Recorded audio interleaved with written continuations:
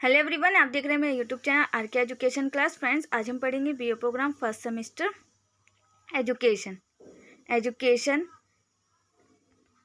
Basic concepts and ideas in education. इसका first unit का first chapter पढ़ेंगे हम। फर्स्ट चैप्टर की वीडियो 1 मैं ऑलरेडी अपलोड कर चुकी हूँ। अगर आपने वो नहीं देखी तो चैनल की प्लेलिस्ट में जाकर देख सकते हैं। आज हम करेंगे वीडियो नंबर 2। फर्स्ट वीडियो में हमने क्या क्या पढ़ा था? एजुकेशन का अर्थ, शिक्षा का मीनिंग और संकुचित अर्थ में शिक्षा कैसी हो उसके बारे में पढ़ा था। आज हम पढ़ेंगे शिक्षा के मूल उद्देश्य और शिक्षा एक प्रोसेस के रूप में, इसके बारे में पढ़ेंगे आज हम। तो स्टार्ट करते हैं वीडियो। अगर उससे पहले अगर आप मेरे चैनल पर फर्स्ट टाइम आए तो मेरे चैनल को लाइक शेयर सब्सक्राइब करना ना भूलें, साथ में बेल आइकन को भी प्रेस करें जिससे कि आने वाली वीडियो की नोटिफिकेशन सबसे पहले आपके पास पहुंचे। शिक्षा के मूल उद्देश्य। शिक्षा एक उद्देश्यपूर्ण गतिविधि है। शिक्षा क्या है, एजुकेशन क्या है? एक उद्देश्यपूर्ण, किसी एक ऑब्जेक्टिव को पूरा करने के लिए जो गतिविधि की जाती है वो है एजुकेशन। फिर चाहे हम उसको उसके व्यापक अर्थ में देखें या फिर उसके संकुचित अर्थ में, दोनों में ही शिक्षा का कोई ना कोई उद्देश्य जरूर होता है। चाहे हम शिक्षा को एक व्यापक रूप में देखें, व्यापक अर्थ के रूप में देखें, चाहे उसके संकुचित अर्थ के रूप में देखें, दोनों में ही हम देखते हैं कि शिक्षा जो है, एजुकेशन जो है, वो किसी न किसी उद्देश्य को पूरा करने के लिए ज़रूरी है। उद्देश्य किसी भी गतिविधि को एक दिशा प्रदान करता है और हमारा जो ऑब्जेक्टिव होता है, उद्देश्य होता है, वो किसी भी गतिविधि को एक दिशा प्रदान, और बिना किसी उद्देश्य के अगर हम एजुकेशन लेते हैं तो वो एक अंधेरी गली के समान होती है कि जिसमें आगे हमें कुछ नहीं दिखता अंधेरी गली में। ऐसे ही एजुकेशन भी किसी बिना ऑब्जेक्टिव के होगी तो वो भी हमारी एक अंधेरे कमरे की तरह या अंधेरी एक गली की तरह ही होगी। शिक्षा एक सचेत प्रयास है जिसके द्वारा हम बच्चों के कुछ वंचित परिवर्तन लाना चाहते हैं। यानी कि एजुकेशन क्या है? एक ऐसा प्रयास है जिसके द्वारा बच्चों के अंदर एक चेंज लेकर आना चाहते हैं कि बच्चों में एक परिवर्तन आ जाए, उसे हम लाना चाहते हैं एजुकेशन के माध्यम से। इन परिवर्तनों के लिए शिक्षा के अपने कुछ निश्चित उद्देश्य होते हैं और इन चेंजेस के लिए एजुकेशन के जो होते हैं वो कुछ अपने ही निश्चित, अपने सर्टेन उद्देश्य होते हैं, ऑब्जेक्टिव होते हैं, जिनके आधार पर पाठ्यक्रम निर्धारित किया जाता है। जिनके आधार पर पाठ्यक्रम को निर्धारित किया जाता है, बनाया जाता है पाठ्यक्रम को उनके ही आधार पर, तथा विद्यार्थियों की शैक्षिक उपलब्धियों को मापा भी जाता है। और जो विद्यार्थी हैं, स्टूडेंट हैं, उनकी जो शैक्षिक उपलब्धियां हैं तो उनको मापा भी जाता है। जैसे कि first class, second class, third class, fourth class, fifth से ऐसे ही हम पढ़ते जाते हैं कंटिन्यूस, तो वो उसके ही ईयर के एंड में एग्जाम होते हैं, उसके द्वारा उसकी उपलब्धि को मापा जाता है कि कौन सा बच्चा फर्स्ट आया, कितने रैंक लेकर आया है, कितने परसेंट उसने मार्क्स लिए, तो उसके द्वारा उनकी गतिविधियों को मापा भी जाता है। मानव जीवन बहुत ही गतिशील होता है और मानव जीवन जो होता है वो बहुत ज़्यादा फ्लेक्सिबल होता है, बहुत ज़्यादा गतिशील होता है, और समय के साथ साथ इसके जीवन के उद्देश्य में भी परिवर्तन आता रहता है। और टाइम के अकॉर्डिंग मनुष्य के जीवन में भी, मानव के जीवन में भी परिवर्तन होते रहते हैं, उसके ऑब्जेक्टिव भी चेंज होते रहते हैं और इस परिवर्तन से उनकी शिक्षा के उद्देश्य भी बदलते रहते हैं और इसी परिवर्तन से, इसी चेंजेस से उनके शिक्षा के जो उद्देश्य होते हैं वो भी बदलते रहते हैं। एग्जाम्पल के तौर पर हम ले सकते हैं कि जब 10th क्लास तक स्टूडेंट आता है तो वो सोचता है कि मैं इंजीनियरिंग करूंगा, मैं डॉक्टर बनूंगा, मैं कॉमर्स लूंगा, मैं आर्ट्स लूंगा, तो उसी के अकॉर्डिंग उनके जो चेंजेस हैं वो होते रहते हैं। कभी बच्चे सोचते हैं मैं कॉमर्स लूंगा, फिर सोचते हैं नहीं मैं तो साइंस लूंगा, मुझे इंजीनियर बनना है या मुझे डॉक्टर बनना है। उसके एग्जाम्पल के तौर पर आप समझ सकते हैं। किसी भी समाज में उस समाज के सामाजिक जीवन के उद्देश्य वहाँ की शिक्षा के उद्देश्य को निर्धारित अथवा प्रभावित करते हैं, और किसी भी समाज के जो, उस समाज के जो सामाजिक जीवन के ऑब्जेक्टिव है ना, वो वहाँ की जो शिक्षा है उसके जो ऑब्जेक्टिव है उनको अफेक्ट करते हैं या उनको निर्धारित करते हैं।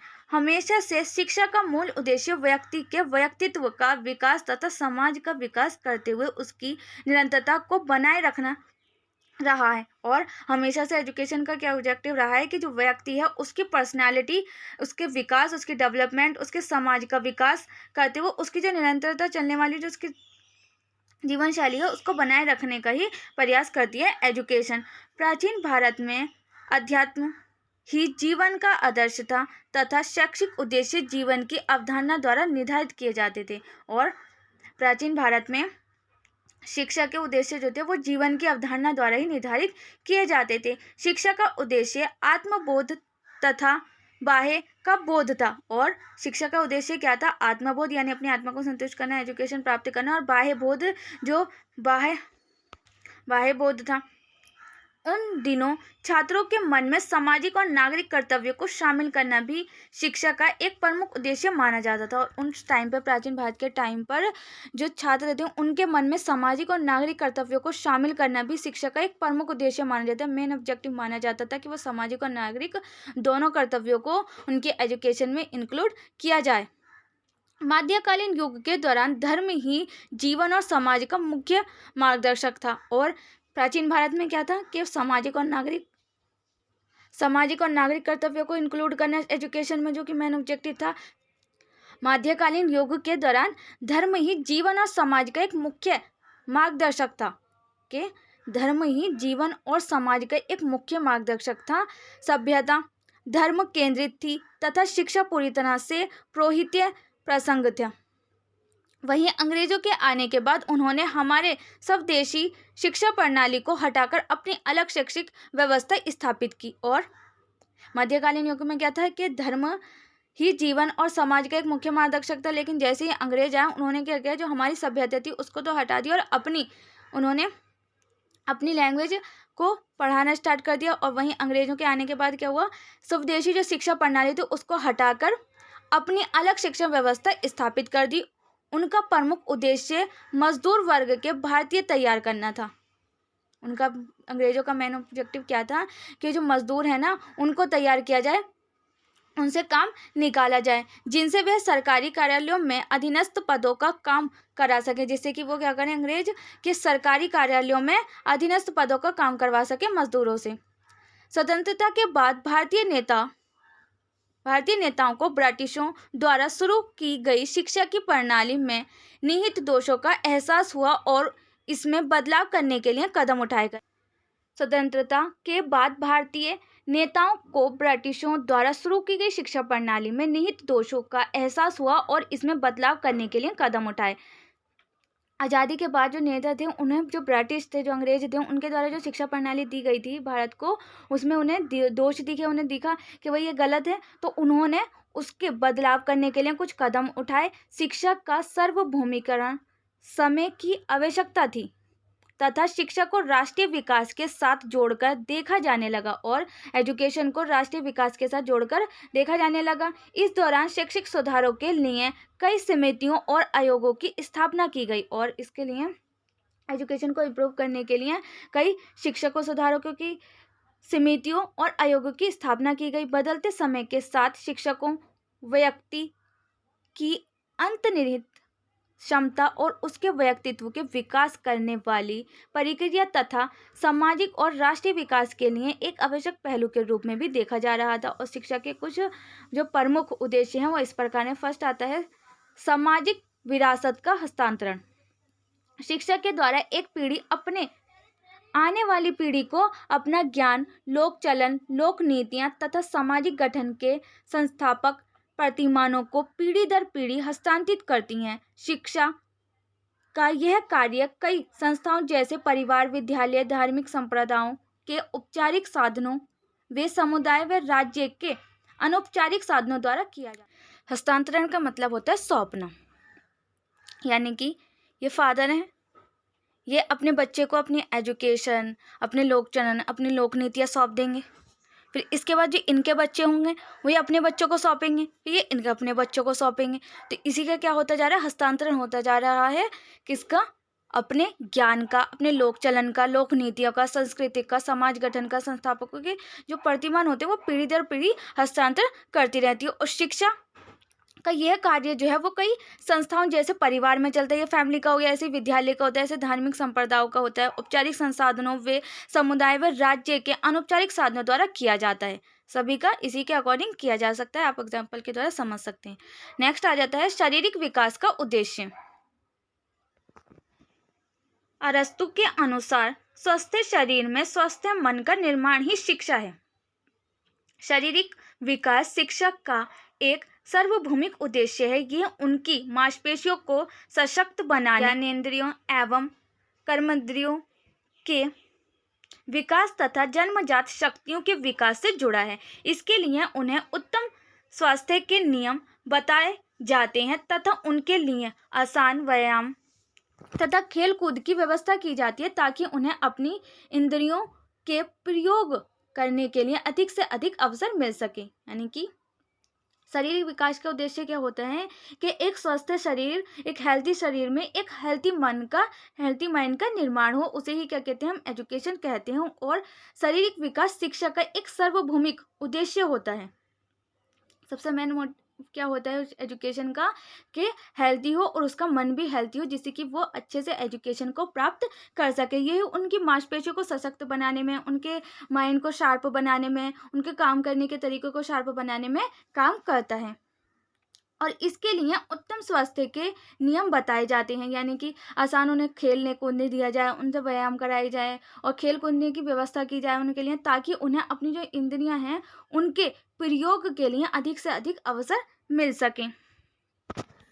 मानसिक विकास का उद्देश्य, थर्ड है हमारा मानसिक विकास का उद्देश्य। शिक्षा का एक बहुत ही महत्वपूर्ण उद्देश्य होता है कि बच्चे के विचारों को आदान प्रदान हेतु भाषा का ज्ञान और वस्तु जगत तथा अध्यात्म जगत को जानने के लिए अलग अलग विषयों का ज्ञान प्रदान किया जाए। यानी कि मानसिक विकास का उद्देश्य क्या होता है कि शिक्षा का महत्वपूर्ण उद्देश्य क्या है कि बच्चों को जो अपना वो बोलना चाह रहे हैं बच्चे, वो उसको आदान प्रदान कर सकें। आदान प्रदान कब करेंगे? वो जब उन्हें बोलना आता होगा, उन्हें भाषा आती होगी। जिसको भाषा नहीं आएगी वो कैसे आदान प्रदान कर सकता है, अपने वर्ड्स को दूसरे को कैसे अंडरस्टैंड करा सकता है। इसलिए उन्हें भाषा का ज्ञान करना और वस्तु जगत तथा अध्यात्म जगत को जानने के लिए अलग अलग विषयों का ज्ञान प्राप्त होना चाहिए, जिससे कि वो अपनी भाषा को एक्सचेंज कर सकें। यह शिक्षा बच्चे के मानसिक विकास में सहायता होती है। और इससे क्या होता है, जब एजुकेशन प्राप्त करते हैं तो बच्चे के वो मानसिक विकास के लिए भी हेल्पफुल होती है। और इसके विकास के लिए बच्चों को खुद से सीखने के अवसर दिए जाते हैं। और इसके विकास के लिए, मन के विकास के लिए उसको खुद से सीखने के अवसर भी, अपॉर्चुनिटी भी दी जाती हैं, जिससे कि वो खुद से भी सीख सके, जिससे उसकी मानसिक शक्तियाँ जैसे स्मृति, निरीक्षण, तर्क, कल्पना, चिंतन, मनन, निर्णय, सामान्यीकरण आदि में वृद्धि होती है। यानी कि उसे जब खुद से सीखने दिया जाता है तो वो सोचने में, थिंकिंग करने में, कल्पना करने में, उसको ऑब्जर्व करता है, उसको सीखता है, तो उससे क्या होता है, उसके मन का विकास होता है। फोर्थ आ जाता है हमारा सामाजिक विकास का उद्देश्य। यह बात तो एकदम स्पष्ट है कि कोई भी व्यक्ति सामाजिक संदर्भ के बिना ना तो रह सकता है और ना ही आगे बढ़ सकता है। ये तो बात स्पष्ट है कि कोई भी व्यक्ति है, कोई भी बच्चा है, तो वो सामाजिक संदर्भ के बिना ना ही तो रह सकता है और ना ही आगे बढ़ सकता है। और व्यक्ति की सुरक्षा और उसके हित जो हैं वो समाज पर ही निर्भर करते हैं। समाजीकरण और शिक्षा दोनों ही मनुष्य को एक सामाजिक प्राणी करने में मदद करती है, यानी सामाजिक प्राणी बनने में भी हेल्प करती है समाजीकरण और शिक्षा। शिक्षा बच्चे को समाज की भाषा, रीति रिवाज, रहन सहन की विधि, आचार विचार, समाज की अच्छाई बुराई के प्रति संवेदनशील बनाकर तथा समाज से समायोजन करके योग्य बनाने का कार्य करती है। एक योग्य सामाजिक प्राणी बनने के लिए बच्चे में प्रेम, सहयोग, सहानुभूति आदि भावनाओं का विकास करना बहुत ही आवश्यक होता है। यह उच्च शिक्षा द्वारा ही संभव होता है। यानी कि एक बच्चे को जब अच्छा बनाना है तो उसके लिए उसके सहयोग, उसके सहानुभूति, उसका प्रेम आदि की जो भावनाएं वो भी उसके अंदर डेवलप करनी जरूरी होती हैं। अगर ये नहीं किया जाएगा तो वो बच्चा अच्छे से कार्य नहीं कर पाएगा, वो बोल नहीं पाएगा या वो कुछ ही और करे, तो उसके लिए ये सब होना भी बहुत ज़्यादा ज़रूरी होता है। और शिक्षा जो है वो बच्चे के समाज में भाषा, उसके रीति रिवाज, उसके रहने सहने की जो विधि है, उसके रहने सहने का तरीका, उसके आचार विचार है, उसके अच्छाई बुराई, समाज में क्या क्या अच्छाई है, क्या बुराई है, उसके प्रति हमारी एजुकेशन ही जो है वो ही उसको, बच्चे को अवेयर कराती है, व्यक्ति को अवेयर कराती है। फिफ्थ पॉइंट आ जाता है हमारा नैतिक एवं चारित्रिक विकास का उद्देश्य। नैतिक शिक्षा और चरित्र निर्माण दोनों का जो संबंध है वो मनुष्य के संपूर्ण आचरण से होता है। विवेकानंद जी और गांधी जी दोनों ने ही शिक्षा में चरित्र निर्माण पर जोर दिया है।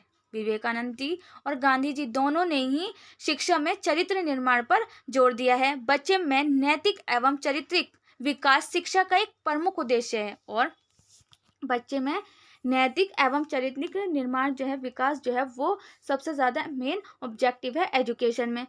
शिक्षा से बच्चों में ईमानदारी, परोपकार, दृढ़ इच्छा, कर्तव्य प्रणात आदि चारित्रिक गुणों का विकास होता है। और एजुकेशन से ही बच्चे में क्या आती है, ईमानदारी आती है, उसे काम करने का तरीका आता है, दृढ़ इच्छा करने के लिए उसको, और कर्तव्यों को पूरा करना, पालन करना आदि, वो जो चरित्र गुण हैं वो एजुकेशन से ही उसका विकास होता है। तथा वे समाज द्वारा बनाए गए निश्चित आचार विचार संबंधी नियमों का सोच समझकर आकलन करके अपनी इच्छा शक्ति से पालन करना सीखता है। यानी कि जो समाज में द्वारा निश्चित जो बनाए गए हैं आचार विचार, उनसे संबंधित जो नियम है उसमें वह बच्चा सोच समझकर उनका आकलन कर कर अपनी इच्छा शक्ति से, अपनी मन की शक्ति से, अपनी पसंद से, इच्छा शक्ति यानी अपनी पसंद से उनका पालन करना सीखता है।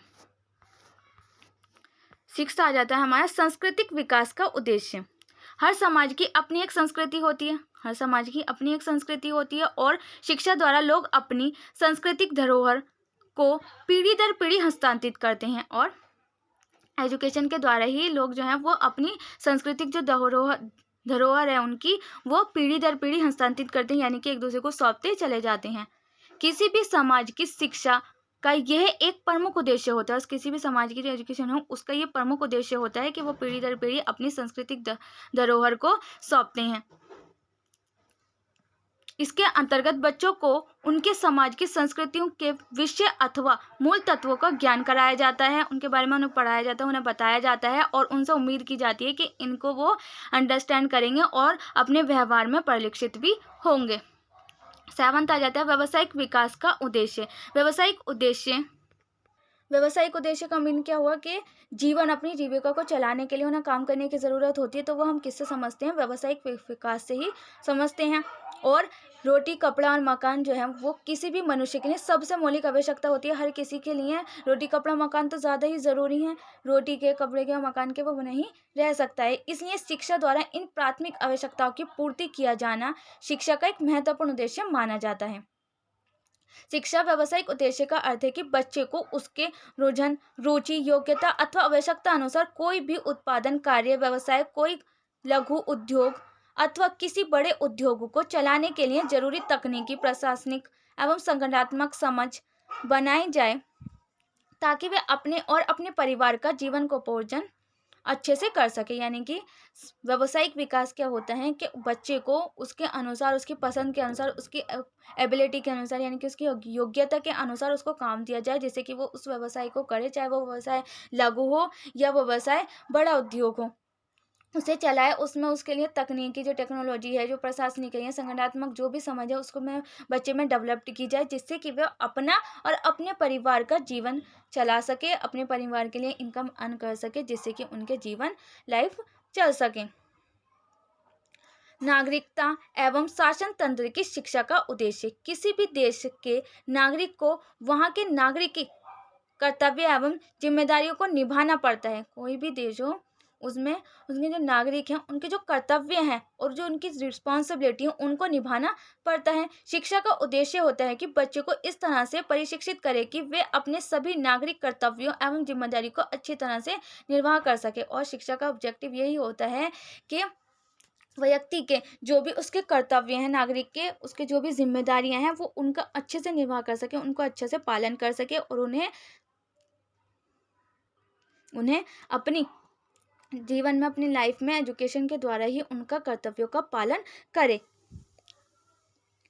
इन सभी उद्देश्यों के अलावा शिक्षा बच्चों में आध्यात्मिक चेतना के विकास तथा राष्ट्रीय की आवश्यकता एवं आकांक्षाओं की पूर्ति करने के लिए भी उत्तरदायी है। बच्चों को नए सामाजिक प्रतिमानों का विकास करने तथा सृजनात्मक योजनाओं के प्रोत्साहन के अवसर देना भी शिक्षा के मुख्य उद्देश्यों में ही आता है। नेक्स्ट टॉपिक आ जाता है हमारा शिक्षा एक प्रक्रिया के रूप में, यानी कि एजुकेशन जो है वो एक प्रोसेस के रूप में। शैक्षिक प्रक्रिया के विकास के शुरुआती दौर में शिक्षा को एक संचयन की प्रक्रिया माना जाता था।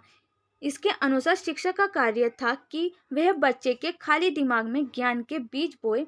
शिक्षा का मन और किताबें बच्चों के मानसिक ग्रंथियों के भंडार गृह समझे जाते थे। यानी कि शिक्षा को क्या माना जाता था कि जो बच्चे का खाली दिमाग है उसमें वो ज्ञान के बीज को बोए और उससे वो उसकी मन और उसकी किताबों को मानसिक ग्रंथियों के भंडार के ग्रह के रूप में उन्हें समझा जाता था कि बच्चे के माइंड में भर दो, बीज की तरह उसे बो दो, वो उसके माइंड में हो जाएंगी, वो किताबें बन जाएंगी उसके में, और उसकी वो मानसिक ग्रंथियों का भंडार बन जाएगा। जैसे कि एक पुस्तकालय में, लाइब्रेरी में पुस्तकों को रख दिया जाता है तो वो क्या बन जाता है, एक पुस्तकालय बन जाता है। उसी के अकॉर्डिंग बच्चे के माइंड में भी ज्ञान को भर दो तो वो क्या बन जाएगा, भंडार बन जाएगा, गृह भंडार बन जाएगा, उसे ही वो समझा जाता था। शैक्षिक का यह सिद्धांत बहुत ही संकीर्ण और निर्धारित था।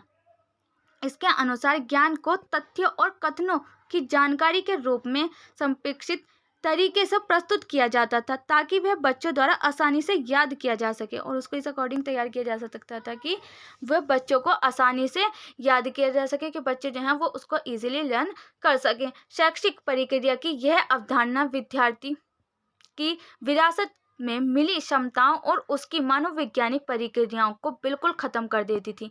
और शिक्षा की ये जो प्रोसेस थी वो बच्चे की जो विरासत में मिली क्षमताएं थी, उसकी जो मानववैज्ञानिक प्रक्रियाएं थी, उनको बिल्कुल ख़त्म कर देती थी।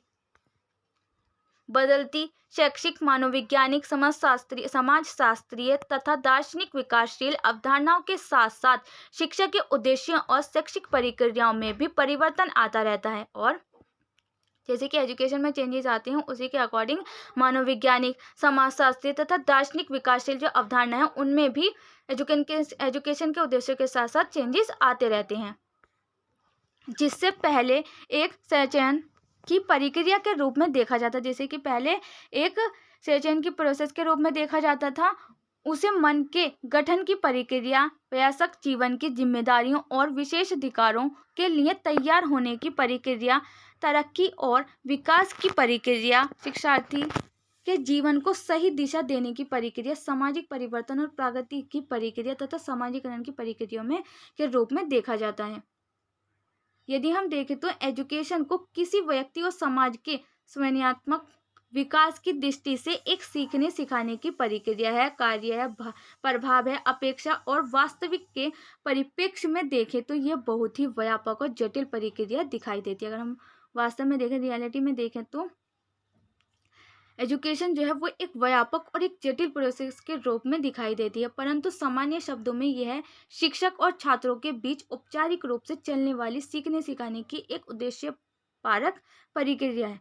अगर हम वास्तविक रूप में देखें तो एजुकेशन क्या है, एक व्यापक और जटिल प्रोसेस है। लेकिन अगर हम सामान्य शब्दों में देखें तो एजुकेशन क्या है, एक टीचर और एक स्टूडेंट के बीच औपचारिक रूप में सीखने और सिखाने की एक प्रोसेस है, वही क्या है, हमारी एजुकेशन है। आमतौर पर इसे एक अधिगम और शिक्षण की प्रक्रिया के रूप में देखा जाता है, जहां छात्र जो हैं, छात्रों के द्वारा सीखने की प्रक्रिया को अधिगम तथा व्यापक द्वारा जो सिखाया जा रहा है उसकी प्रक्रिया को क्या कहा जाता है, प्रक्रिया को कहा जाता है शिक्षण कहा जाता है। शिक्षा को एक प्रक्रिया के रूप में समझने और समझाने के लिए कई अवधारणाएं एवं विचार प्रस्तुत किए गए हैं। शिक्षक की एक प्रक्रिया के रूप में और बेहतर समझ बनाने के लिए यह आवश्यक है कि हम उसके अनेक रूपों के बारे में समझें। व्यवस्था की दृष्टि से शिक्षक के 3 रूप होते हैं। व्यवस्था की दृष्टि से व्यवस्था की दृष्टि से एजुकेशन के 3 रूप होते हैं। वो पहला क्या आता है, हमारी औपचारिक शिक्षा, दूसरी आती है हमारी निरौपचारिक शिक्षा और तीसरी आती है हमारी अनौपचारिक शिक्षा। तो औपचारिक शिक्षा विद्यालयों, महाविद्यालयों और विश्वविद्यालयों में औपचारिक तरीके से दी जाने वाली शिक्षा को औपचारिक शिक्षा कहते हैं। जो विद्यालयों में दी जाती है, महाविद्यालयों में दी जाती है, विश्वविद्यालयों में दी जाती है, वो कौन सी शिक्षा होती है, हमारी औपचारिक शिक्षा होती है, यानी कि फॉर्मल एजुकेशन होती है। इस तरह की शिक्षा के उद्देश्य, पाठ्यक्रम और शिक्षण विधियां सभी संस्थान द्वारा निश्चित किए जाते हैं। यह पूर्ण रूप से योजनाबद्ध होती हैं तथा इसमें बहुत ही कम लचीलापन होता है। औपचारिक शिक्षा में छात्र को संस्थान की समय सारणी के अनुसार ही कार्य करना होता है। इसमें छात्रों का आकलन परीक्षा लेकर किया जाता है तथा उसका परिणाम पत्र भी दिया जाता है। यानी कि जो फॉर्मल एजुकेशन होती है हमारी, क्या होती है, औपचारिक शिक्षा, जो कि हमारे विद्यालयों में दी जाती है, विश्वविद्यालयों में दी जाती है, वो हमारी होती है औपचारिक शिक्षा। यानी कि आप 12th क्लास तक बीए, ग्रेजुएशन, पोस्ट ग्रेजुएशन जो करते हैं वो क्या होती है, हमारी औपचारिक शिक्षा होती है। उसका आकलन किसके द्वारा किया जाता है, जब आपका साल के एंड में एग्जाम होते हैं, रिजल्ट आता है, तो उसके द्वारा आपका आकलन किया जाता है कि फर्स्ट रैंक किसको प्राप्त हुई है, सेकंड रैंक किसको प्राप्त हुई है, किसके कितने परसेंटेज आई है, उसके द्वारा किया जाता है। और ये जो होती है इसमें बिल्कुल भी लचीलापन नहीं होता, पाठ्यक्रम के द्वारा दिया जाता है कि आपने कौन कौन से सब्जेक्ट पढ़े हैं, उसके अकॉर्डिंग आपका रिजल्ट आएगा, आपने कौन कौन से एग्ज़ाम दिए हैं, जिससे कि आपका रिजल्ट उसके आधार पर दिया जाता है। तो उसे ही हम क्या कहते हैं, औपचारिक शिक्षा कहते हैं। इसमें भी पढ़ सकते हैं। इसमें छात्रों को जो आकलन किया जाता है वो परीक्षा लेकर किया जाता है, यानी कि साल के एंड में पूरा साल पढ़ाया जाता है, फिर साल के एंड में क्या होते हैं, एग्ज़ाम होते हैं, उसके द्वारा ही आपका रिजल्ट आता है, उसके द्वारा आपका आकलन किया जाता है तथा उसका प्रमाण पत्र भी दिया जाता है और उसका रिजल्ट भी दिया जाता है, यानी कि ताकि वे शिक्षक के अगले स्तर पर पहुंच सके, जैसे कि वो नेक्स्ट सेमेस्टर में या नेक्स्ट ईयर में पहुंच सके, यानी कि फर्स्ट क्लास में रिजल्ट आ गया, फिर उसको प्रमाण पत्र मिल गया कि वो पास हो गया स्टूडेंट, फिर वो नेक्स्ट ईयर नेक्स्ट क्लास में जाएगा। इस तरह की शिक्षा व्यक्ति, समाज और राष्ट्र की आवश्यकताओं को पूरा करती है। जो औपचारिक शिक्षा होती है वो समाज, व्यक्ति और राष्ट्र की जो आवश्यकताएं हैं, नीड्स हैं, उनको पूरा करती है। यह व्यक्ति में ज्ञान और कौशल का विकास करके उसे किसी व्यवसाय अथवा उद्योग के लिए योग्य बनाती है, यानी कि बच्चा जिस अकॉर्डिंग पढ़ता है, जो सी एजुकेशन प्राप्त करता है, पुस्तक के आधार पर वो उसी के अकॉर्डिंग व्यवसाय कर सकता है, अपना उद्योग चला सकता है, अपनी कंपनी खोल सकता है, डॉक्टर इंजीनियर बन सकता है, तो उसी के अकॉर्डिंग उसको एजुकेशन दी जाती है, वो औपचारिक शिक्षा होती है। औपचारिक शिक्षा में धन, समय और ऊर्जा सभी अधिक खर्च करने पड़ते हैं, और औपचारिक शिक्षा में धन की भी खर्च होता है, समय और ऊर्जा सभी अधिक खर्चा करना पड़ता है सभी का, क्योंकि धन, टाइम लगेगा हमारे, एक साल में पूरा साल पढ़ते हैं, फिर हम रिजल्ट आता है, हमारा एग्ज़ाम देते हैं, रिजल्ट आता है, तो पूरा साल लगता है, और उसमें टाइम लग गया, हमारी ऊर्जा लग गई, जितना हम पढ़ेंगे उसी के अकॉर्डिंग हमारा रिजल्ट आएगा। धन के हम उसके लिए पे करते हैं, जितने हमें पढ़ना होता है उसके लिए हम पे करते हैं।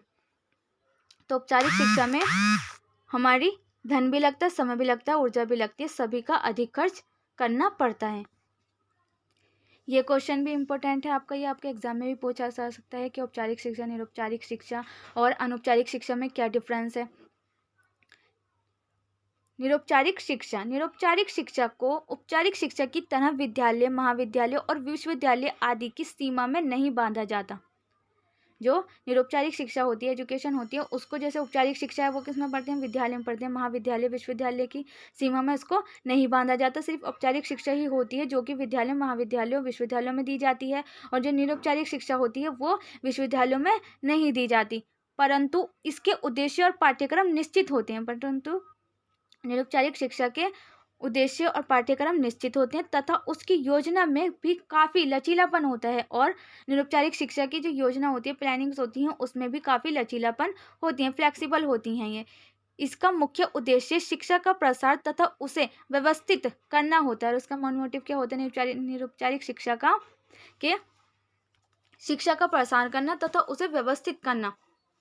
निरौपचारिक शिक्षा में पाठ्याचार्य शिक्षार्थी की आवश्यकताओं को ध्यान में रखकर निश्चित किया जाता है, और निरौपचारिक शिक्षा का जो पाठ्याचार्य है उसको शिक्षार्थी और की आवश्यकताओं को ध्यान में रखकर ही उसको पूरा किया जाता है, तथा सीखने का स्थान, समय एवं शिक्षण विधियों को उन्हीं की सुविधा अनुसार निश्चित किया जाता है, और सीखने का जो स्थान है, समय है, शिक्षण विधियां हैं, उनको भी उसी के अकॉर्डिंग तैयार किया जाता है, निश्चित किया जाता है।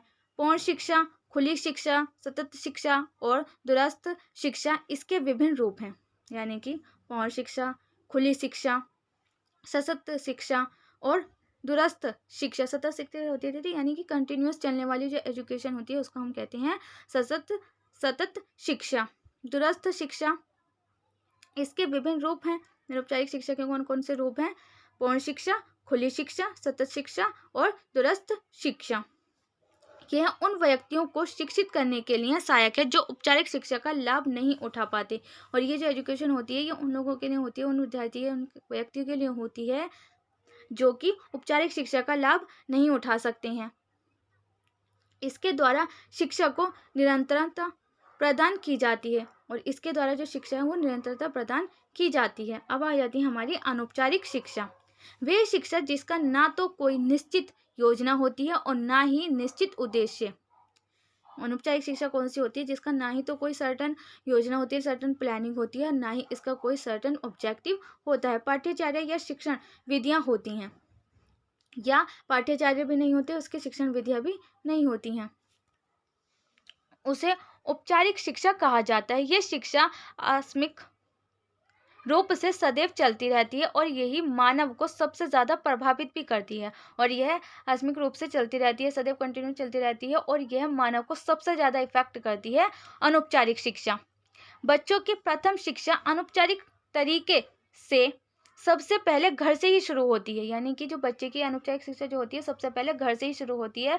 अनौपचारिक शिक्षा क्या होती है कि जो घर में पेरेंट्स बोलते हैं, जिस तरह अकॉर्डिंग बात करते हैं, ये जो फैमिली है, परिवार है, वो किस अकॉर्डिंग बात करता है तो बच्चा उसे ही ऑब्जर्व करता है और उससे ही वो बोलता है। तो वही क्या होती है, हमारी औपचारिक शिक्षा होती है। उसके बाद बच्चा बाहर निकलता है, समाज से सीखता है, फिर वो स्कूल जाता है, स्कूल में सीखता है वो औपचारिक शिक्षा। लेकिन घर परिवार में जो सीखता है, समाज से जो वो सीखता है, वो क्या सीखता है? अनौपचारिक शिक्षा सीखता है। उसके बाद मनुष्य अपने संपर्क में आए नए नए व्यक्तियों अथवा वातावरण से अनौपचारिक तरीकों से कुछ ना कुछ सीखता रहता है। फिर क्या करते हैं बच्चा?